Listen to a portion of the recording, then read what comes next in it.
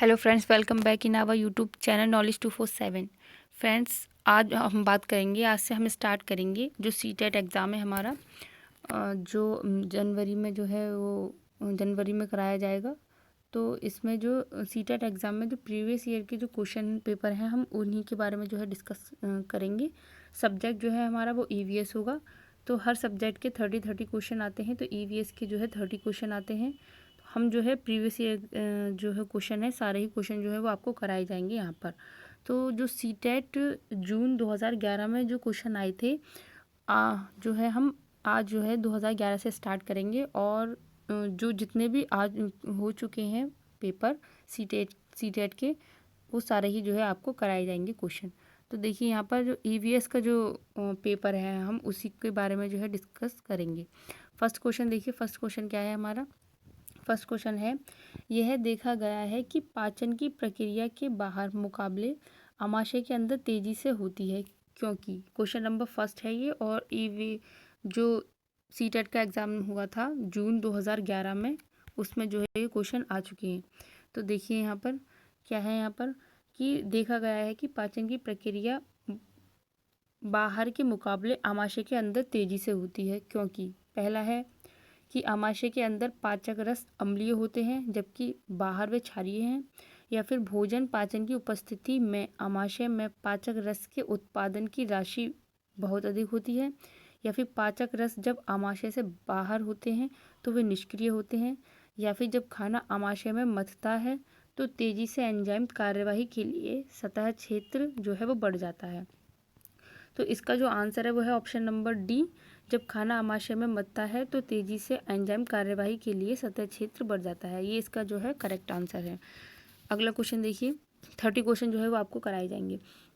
अगला क्वेश्चन है, पके हुए चावल को एक प्रशीतन में लंबे समय के लिए संरक्षित किया जा सकता है, क्योंकि ऑप्शन देखिए यहाँ पे, रोगाणु कम तापमान पर निष्क्रिय हो जाते हैं, या कम तापमान रोगाणु को मारकर नष्ट कर देता है, या फिर भोजन में नमी की मात्रा कम तापमान पर कम हो जाती है, या फिर रेफ्रिजरेटर में कुछ रसायन होते हैं जो रोगाणु को मार डालते हैं। क्वेश्चन बोल रहा है यहाँ पर कि पके हुए चावल को एक प्रशीतन में लंबे समय के लिए संरक्षित किया जा सकता है, क्यों? क्योंकि कम तापमान पर रोगाणु को मारकर जो है वह नष्ट कर देता है। यानी कि ऑप्शन नंबर जो फर्स्ट है, ये option number second, option number third and option number 4 ये जो है करेक्ट नहीं है, जबकि जो ऑप्शन नंबर फर्स्ट है, रोगाणु कम तापमान पर निष्क्रिय हो जाते हैं, ये इसका जो है वो करेक्ट आंसर है। अगला क्वेश्चन देखिए, अगला क्वेश्चन है हमारा, एक नींबू सामान्य पानी में डूब जाता है लेकिन घनत्व नमकीन पानी में तैरता है, क्योंकि फर्स्ट ऑप्शन है, नमक का पानी सामान्य पानी की तुलना में अधिक भारी है, या सामान्य पानी नमक के पानी की तुलना में अधिक भारी है, या फिर नमक के पानी में घनत्व नींबू जाता है, या फिर नमक के पानी में नींबू कम हो जाता है। क्वेश्चन है कि एक नींबू सामान्य पानी में डूब जाएगा लेकिन घनत्व नमकीन पानी में जो है वो तैरता रहेगा, क्यों, क्या कारण है इसका? तो नमक का पानी जो है वो सामान्य पानी की तुलना में अधिक भारी है। ऑप्शन नंबर फर्स्ट जो है वो करेक्ट है। अगला क्वेश्चन देखिए, इस तरीके के क्वेश्चन पूछे जाते हैं, पैडागोजी आती है। तो सारे ही क्वेश्चन जो हैं ये प्रीवियस ईयर एग्जाम में पूछे गए क्वेश्चन है, इंपॉर्टेंट क्वेश्चन है। अगला क्वेश्चन देखिए, मलेरिया की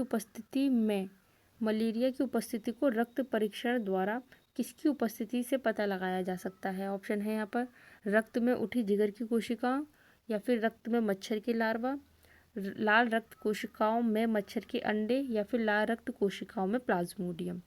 जो मलेरिया होता है, तो मलेरिया की जो उपस्थिति होती है, उसके जो ब्लड टेस्ट होता है उसमें जो है किसकी उपस्थिति से उसका पता लगाया जाता है? तो जो लाल रक्त कोशिकाओं में प्लाज्मोडियम की जो उपस्थिति होती है उससे पता लगाया जाता है। यानी कि ऑप्शन नंबर डी जो है वो करेक्ट है। अगला क्वेश्चन है हमारा, एक शूटिंग स्टार है।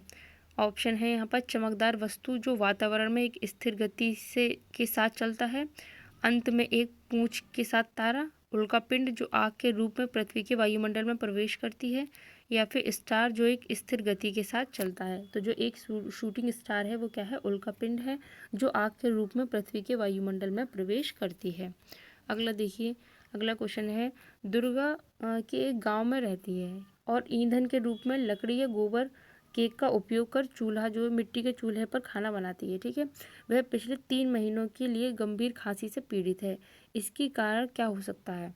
ऑप्शन है यहाँ पर ईंधन जलने से उत्पादित जो कार्बन मोनोऑक्साइड है जो उसके श्वसन तंत्र में जमा हो जाती है, या फिर ईंधन के जलने से उत्पादित कालिख जो उसके श्वसन तंत्र में जमा हो जाती है, या फिर धन जलने से उत्पादित धुआं जो उसकी एलर्जी का कारण हो सकता है, या बुढ़ापा और उसकी झोपड़ी के अंदर बाहर का प्रदूषण।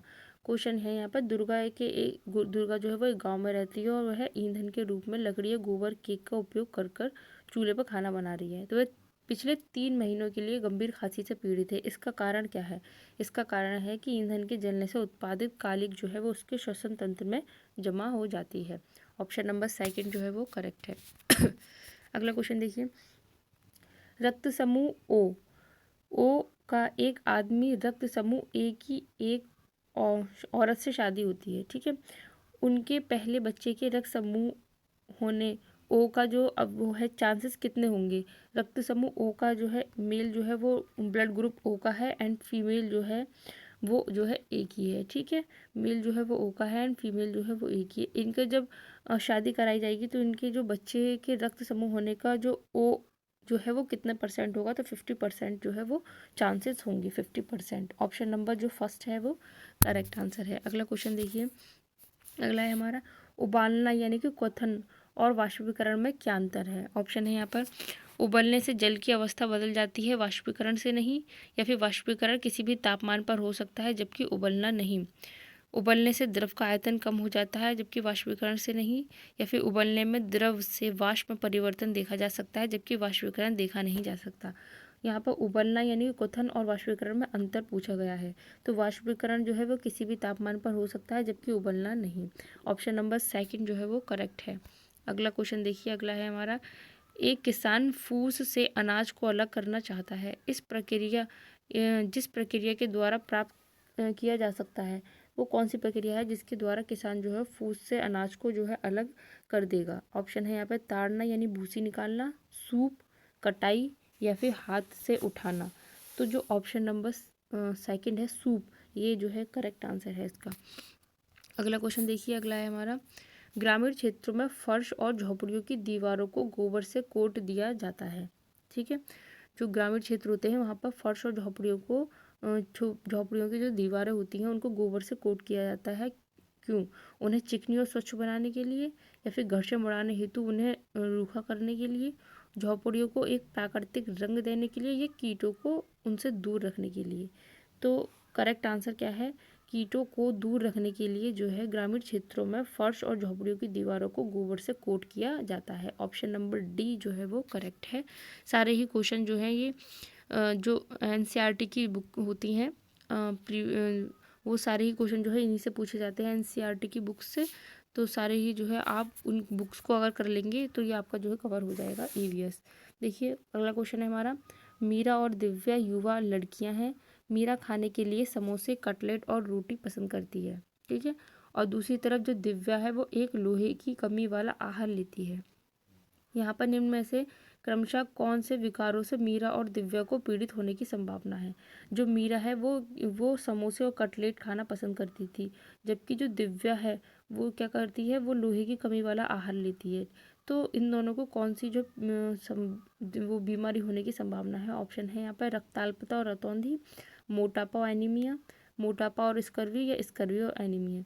तो जो मीरा है वो समोसे और कटलेट खाती है तो उसको जो है मोटापा हो जाएगा, और जो दिव्या जो है वो लोहे की कमी वाला आहार लेती है यानी कि एनीमिया, उसको रक्ताल्पता जो है वो है। तो यानी कि ऑप्शन नंबर जो बी है वो करेक्ट आंसर है।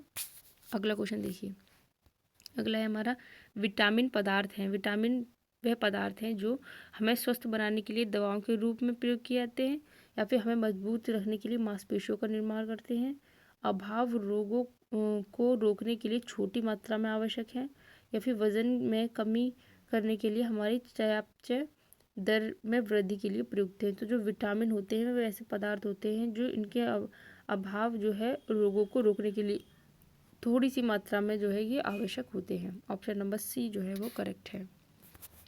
अगला क्वेश्चन है हमारा, चिपको आंदोलन किसके नेतृत्व में हुआ था?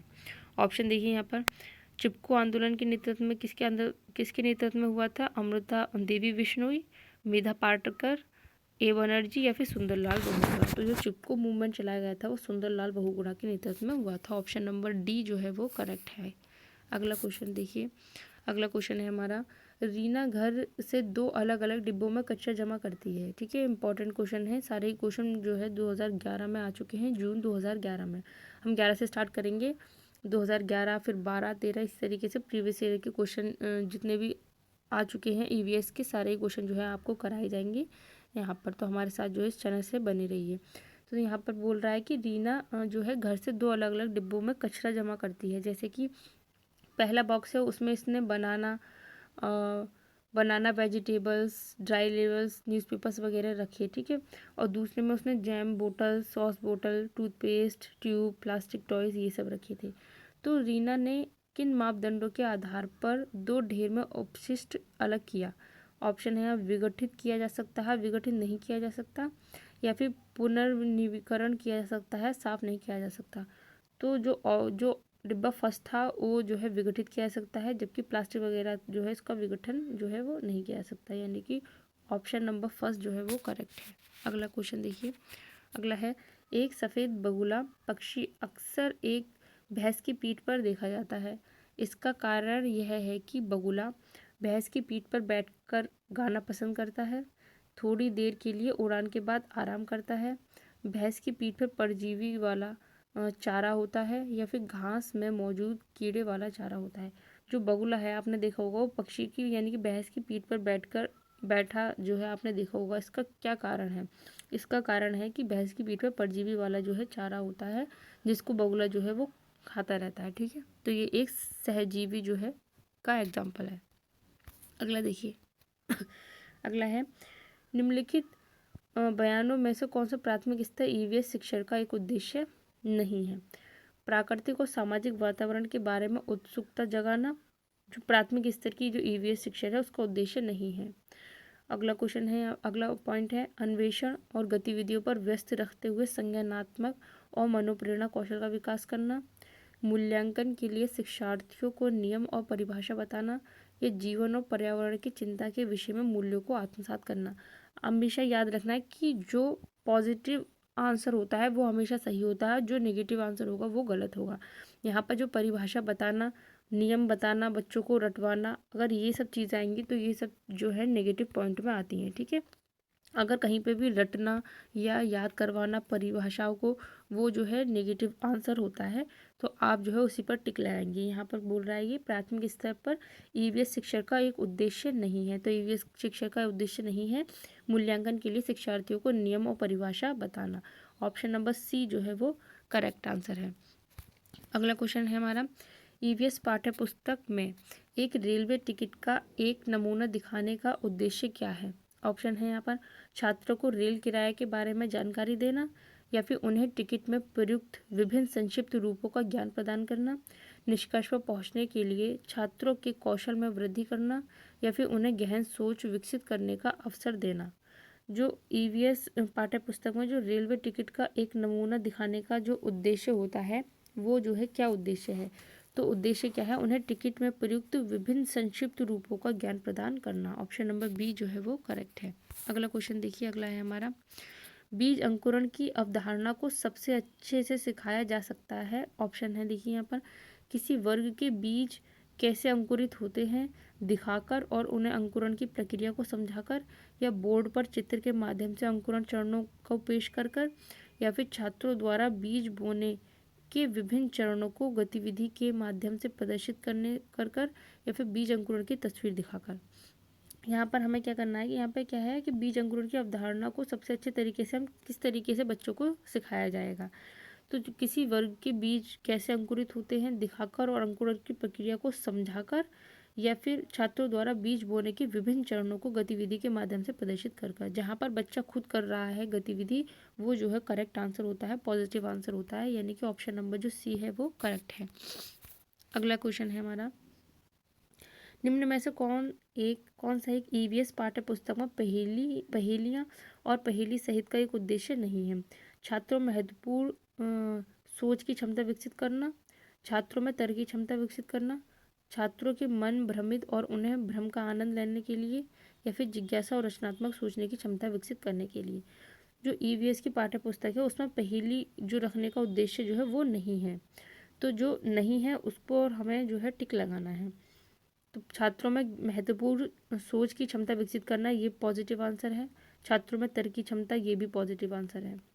यहाँ पर नहीं की बात कर रहा है, तो छात्रों के मन भ्रमित और उन्हें भ्रम का आनंद लेने के लिए कहना, ये जो है करेक्ट आंसर होगा, क्योंकि ये जो है नेगेटिव आंसर है। यहाँ पर नहीं की भी पूछ रहा है। ठीक है, अगला क्वेश्चन है हमारा, एक ईवीएस शिक्षक के रूप में आप छात्रों को चिड़ियाघर ले जाने की योजना बनाएंगे। ठीक है, तो निम्नलिखित गतिविधियों में से कौन सी गतिविधि शुरू करने की अनुमति आप छात्रों को नहीं देंगे। ऑप्शन है यहाँ पर, चिड़ियाघर में जानवरों की तस्वीरें लेना, चिड़ियाघर में जो देख रहे हैं उनकी तस्वीर बनाने के लिए अपनी ड्राइंग किताबें ले जाना, या चिड़ियाघर में जानवरों के लिए बहुत सारी खाद्य सामग्री ले जाना, या फिर चिड़ियाघर में विभिन्न जानवरों द्वारा खाए जाने वाले भोजन के बारे में पता लगाना। तो इसमें जो है आप जो है छात्रों को कौन सी गतिविधि जो आप छात्रों को करने के लिए नहीं कहेंगे, तो चिड़ियाघर में जानवरों के लिए बहुत सारी खाद्य सामग्री ले जाना, ये हम जो है गतिविधि करने के लिए नहीं कहेंगे। ऑप्शन नंबर सी जो है वो करेक्ट है। अगला क्वेश्चन है हमारा, प्राथमिक स्तर पर आकलन में होना चाहिए। जो प्राथमिक स्तर है उसमें जो है आकलन में होना चाहिए क्या। ऑप्शन है यहाँ पर, सतत और असंरचित टिप्पणियों को छात्र और उनके माता पिता के साथ साझा करना, या फिर हर सप्ताह औपचारिक परीक्षण और खेल का रिपोर्ट कार्ड में दर्ज होना, साल के अंत में अर्धवार्षिक और वार्षिक परीक्षा कराना, या फिर हर हफ्ते गृह कार्य और कक्षा कार्य का उत्तीर्ण और अनुत्तीर्ण श्रेणियों के तहत निर्धारण करना। तो यहाँ पर कह रहा है प्राथमिक स्तर पर जो आकलन है उसमें क्या नहीं होना चाहिए। ठीक है, तो देखिए, जो हर हफ्ते गृह कार्य और कक्षा कार्य का उत्तीर्ण अनुत्तीर्ण श्रेणियों के तहत निर्धारण करना, ये नेगेटिव आंसर है, ये नहीं होगा। साल के अंत में अर्धवार्षिक और वार्षिक परीक्षा लेना, ये भी नहीं है। अगला है यहाँ पर, सतत और असंरचित टिप्पणियों को छात्र और उनके माता पिता के साथ साझा करना, या फिर हर सप्ताह औपचारिक परीक्षण और खेल का रिकॉर्ड कार्ड में दर्ज करना। यहाँ पर ऑप्शन नंबर जो फर्स्ट है वो करेक्ट आंसर है। अगला क्वेश्चन है यहाँ पर, सरल प्रयोगों और प्रदर्शनों को ईवीएस कक्षा में प्रदर्शित किया जा सकता है। ऑप्शन है, बच्चों को अपने दम पर जानने के लिए और अपने प्रेक्षण कौशल को अधिक विकसित करने के लिए, वरिष्ठ कक्षाओं में किया जा रहा है उसका पालन करने के लिए, विचारों कार्डों पर चर्चा करने और छात्र द्वारा उठाए गए सवालों के आधार पर टिप्पणियों को विश्लेषण करने के लिए, या फिर छात्रों को नियंत्रित करने और कक्षा में अनुशासन सुनिश्चित करने के लिए। यहाँ पर क्वेश्चन है कि सरल प्रयोगों और प्रदर्शनों को ईवीएस कक्षा में प्रदर्शित किया जा सकता है। क्यों? क्योंकि बच्चों को अपने दम पर जानने के लिए और अपने प्रेक्षक कौशलों को विकसित करने के लिए। ऑप्शन नंबर फर्स्ट जो है वो करेक्ट है। अगला क्वेश्चन है हमारा, असाइनमेंट के बारे में निम्नलिखित बयानों में से कौन जो है वो सही है। जो असाइनमेंट है उसके बारे में अगला है क्वेश्चन। यहाँ पर ऑप्शन है, विविधता और अभ्यास प्रदान करने के लिए कक्षा कार्य के बाद हर दिन गृह कार्य में असाइनमेंट दिए जाने की ज़रूरत है। असाइनमेंट कार्य मूल्यांकन का एकमात्र तरीका होना चाहिए, या असाइनमेंट शिक्षार्थियों को जानकारी की खोज के लिए अपने विचारों का निर्माण और उन्हें स्पष्ट करने का अवसर प्रदान करते हैं। ये माता पिता भाई या बहन अपनी योग्यता के अनुसार असाइनमेंट कर सकते हैं। तो जो असाइनमेंट है वो क्यों दिए जाते हैं, इसका क्या कारण है। असाइनमेंट शिक्षार्थियों को जानकारी की खोज के लिए अपने विचारों का निर्माण और उन्हें स्पष्ट करने का अवसर प्रदान करते हैं। ऑप्शन नंबर सी जो है वो करेक्ट आंसर है। अगला क्वेश्चन है हमारा, एक नक्शे को पढ़ने के लिए आवश्यक है क्या आवश्यक है। ऑप्शन है यहाँ पर, उत्कृष्ट ड्राइंग और पेंटिंग कौशल, एक दुनिया पर गणना और स्केच पदों का उपयोग करने की क्षमता, अर्थपूर्ण क्षमता से बाहर आकर्षित करने के लिए उत्कृष्ट संचार कौशल, या फिर स्थान दूरी और दिशाओं के संबंधों की स्थिति को समझने की क्षमता। एक नक्शे को पढ़ने के लिए आवश्यक कौशल है स्थान दूरी और दिशाओं के संबंधों की स्थिति को समझने की क्षमता। ऑप्शन नंबर डी जो है वो करेक्ट आंसर है इस क्वेश्चन का। अगला क्वेश्चन है, ईवीएस की कक्षा में अवधारणा को समझाने के लिए कविता और कहानी कहना किस प्रकार सहायता करता है। ऑप्शन है यहाँ पर, पाठ खुद सुखद और रोचक बनता है, या फिर स्थानीय और वैश्विक स्तर पर दुनिया की प्रकृति की कल्पना और अन्वेषण की क्षमता को बढ़ावा देता है, या फिर शिक्षार्थियों के बीच भाषा और सांस्कृतिक विविधता की देखभाल करता है, या फिर सही दिशा में छात्रों की ऊर्जा को लगाता है। यहाँ पर क्वेश्चन पूछ रहा है कि ईवीएस की कक्षा में अवधारणाओं को समझाने के लिए कविता और कहानी कहना किस प्रकार सहायता करता है। ये क्वेश्चन जो है आपके लिए होमवर्क है। इसका आंसर आप मुझे कमेंट बॉक्स में बताएंगे कि इसका आंसर जो है वो क्या है।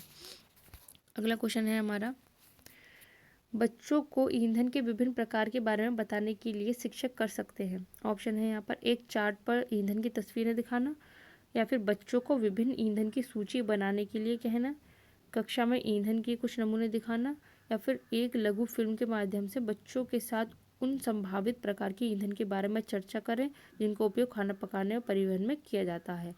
तो ऑप्शन नंबर जो डी है ये पॉजिटिव आंसर है, यही जो है करेक्ट आंसर है। अगला क्वेश्चन है हमारा, ईवीएस कक्षा में बच्चों के व्यक्तिगत अनुभवों को महत्व देते हुए शिक्षक को यह फायदा होगा।